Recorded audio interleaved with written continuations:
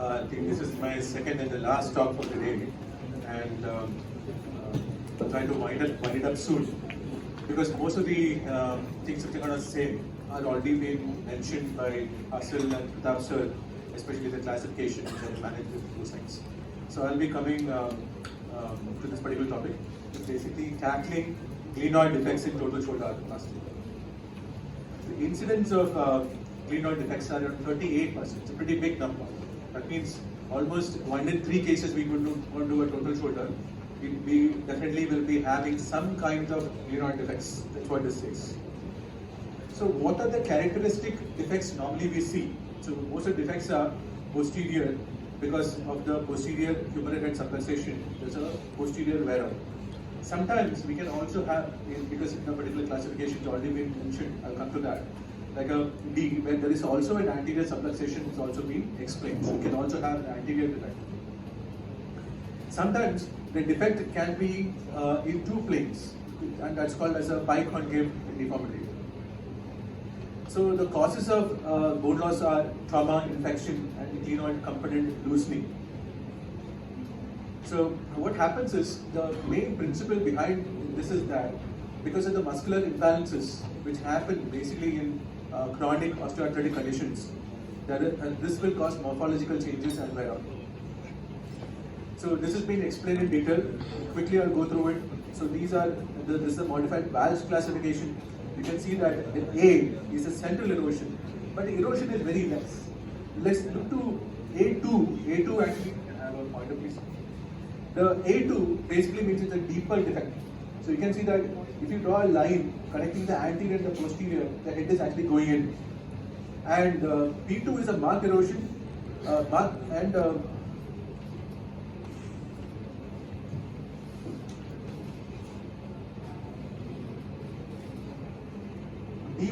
B1 there is no erosion. It is basically there is a decreased joint space, there is a posterior subluxation, but there is not much of erosion there. This is the biconcave. Biconcave basically means continuous wear out happens here and it becomes 2 concavities. And coming to C is basically a retroversion more than 25 degrees. And B3 is monoconcave and with pathological retroversion of at least 15 degrees on a posterior subluxation. So the entire thing you can see in B3, you can see the entire thing is kind of eroded off, and that's how it is.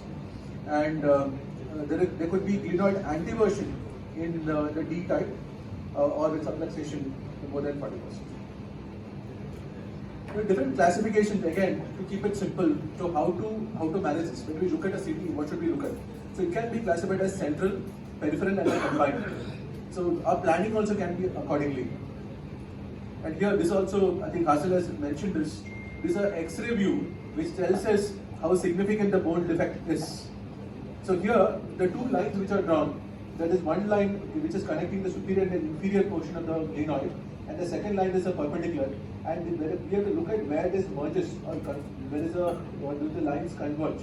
If it is here, in the inferior portion, it is very less, and when it comes up to 3, that means a significant bone erosion is there. And there is also a Page's classification. This is also pretty interesting.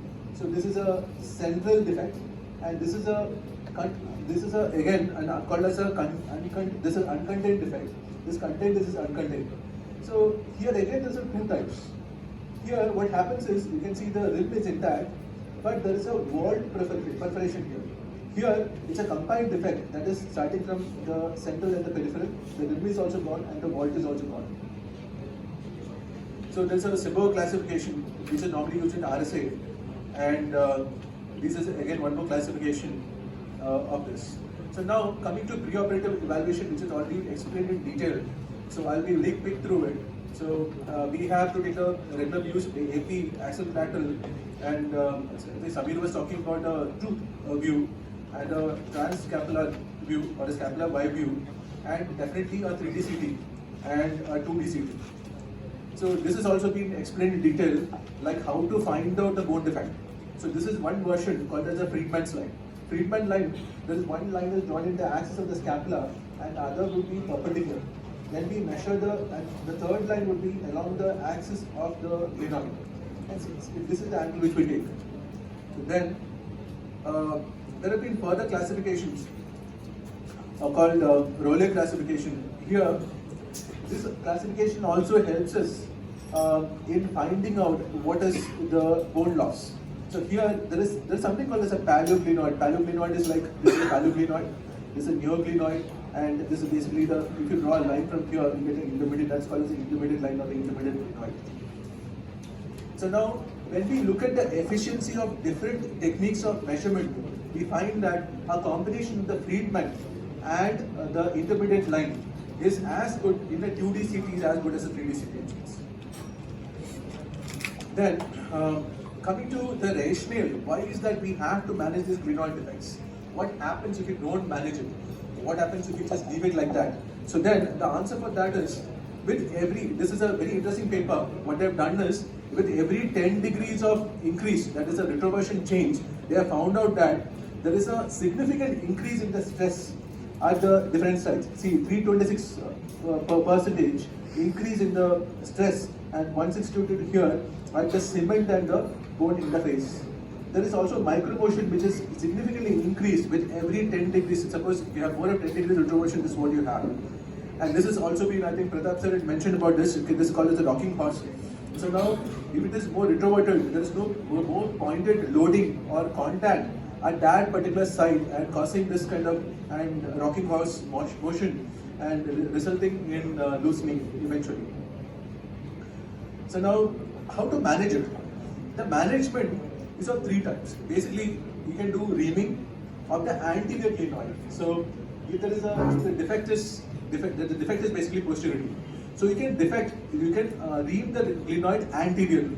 So that, and you can actually make it as a single surface. That is one option.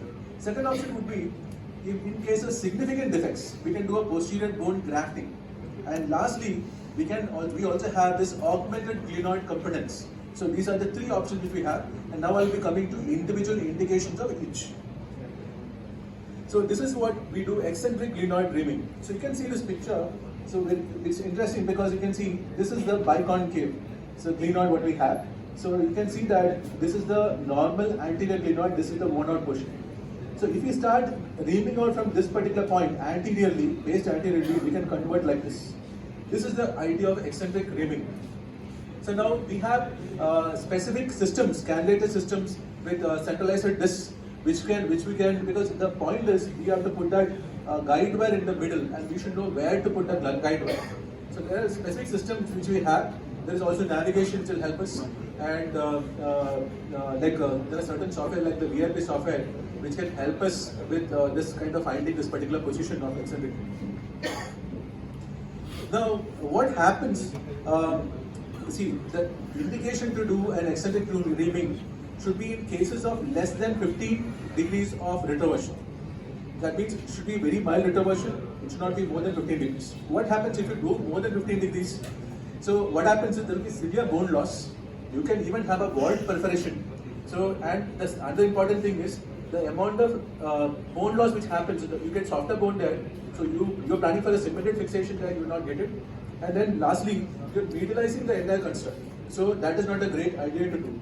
So the indication, specific indication when we do eccentric reaming is less than 15 degrees of retroversion.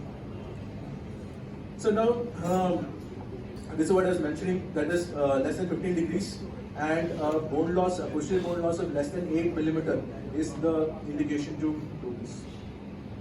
Now coming to the next step.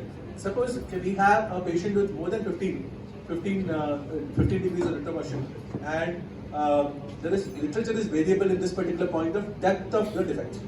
So some literature says 8 millimeters, 10 millimeters, 15 millimeters.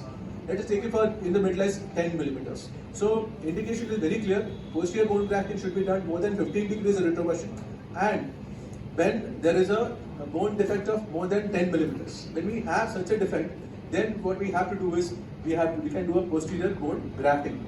So here what we do is so the ideal bone graft, where do we get it from? We can get it from the humeral head. So humeral head, especially because normally the wear out is because of the humerus, and you will have an adequately contoured head also there. So, and when the 2-3 cardinal principles are, it should be well contoured. Second is the surface, that is the cancellous, the raw surface should be facing up. This is the cardinal principle of bone grafting. So if you're not getting a good graft, definitely you can always go for a iliac crest, but this is a pretty good option. We also have pretty good results with this technique option. So here, what we do is, we take the graft, we fix it posteriorly, contour it and keep it. Then again, reaming is done along with this, so that we get a proper contoured fit. The problem is it okay to have grafting in all cases? Is it good enough? No, when you look at literature compared to the other techniques, so the problem with the graft is lysis, and there is dissolution, there is fixation failure, there is also settling gradually because this settles off, like how we do in the tibia in a TKR. These are the things which can happen with the graft. The advantage is because it is simpler to do, and it maintains a normal joint line, and it is almost a very good solution, and it is at your disposal. The head is there, cut the head and put it there. So it is our technique. So in this particular case, what we had was around bone loss of more than 10 millimeter. You can see a nice dip. The picture is not showing. I think the next, yeah. So you can see a nice defect there, this particular case. And what we did is we took the head, contoured it, and transiently fixed it with K-lines here. And then we put a screw fixation there. So this is what I was trying to say earlier, that the ideal source is your humeral head.